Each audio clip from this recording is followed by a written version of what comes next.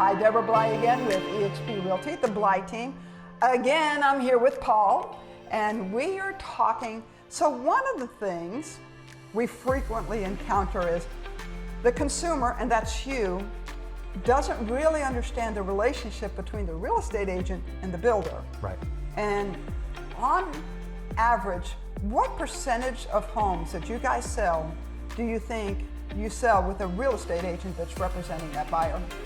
I'd say about 90% of our deals are going to have real estate agents who are with the buyer whenever they move forward with the contract. 90% is a big number. It is. And what I frequently hear from my buyers, and I'm sure you've heard that as well, is a buyer might come to you and say, hey, I have a realtor, but if I come to you without that realtor, can I get a better deal? I know. Let's be honest. No. I've had that question tossed at me a lot of the time, and the answer is no. Your deal is your deal regardless of if you have a realtor or not, because number one, we want to have really good realtor relationships, but also just protect the sanctity of that deal. No one wants to feel like, oh, if I do or don't have this piece of the puzzle, my deal is better or worse. So your deal is your deal regardless of if you have a realtor or not. That protects the buyer-realtor relationship and the builder-realtor relationship as well. I think it's important to say too, and so obviously 90% of the deals that you say that you have a real estate agent involved, and then you have that 10% that don't.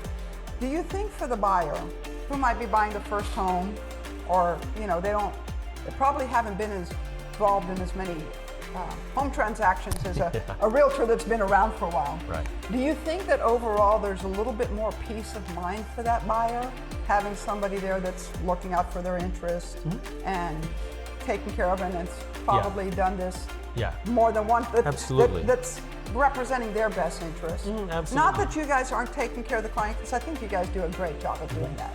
But there is a difference having that third party. Absolutely. At no extra cost.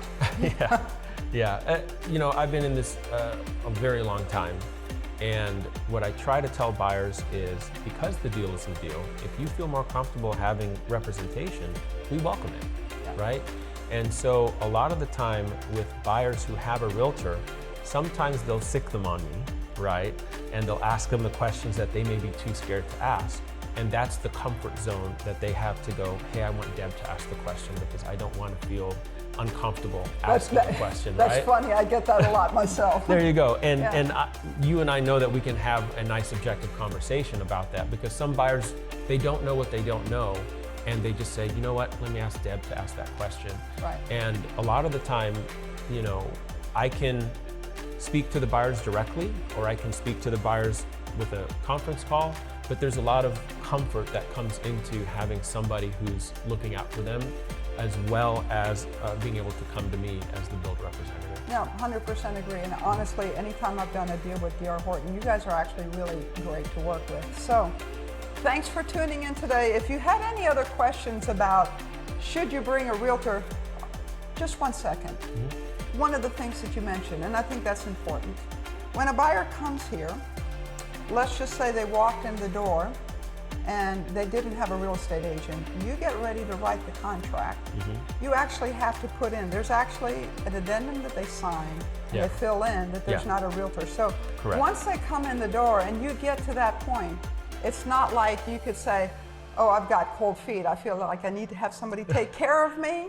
Let me do a reset. Once it's in there, it's set. There's kind of like no going back at that point, right? Right, exactly. When I present a contract to the office staff, there is specific portions that I have to write in.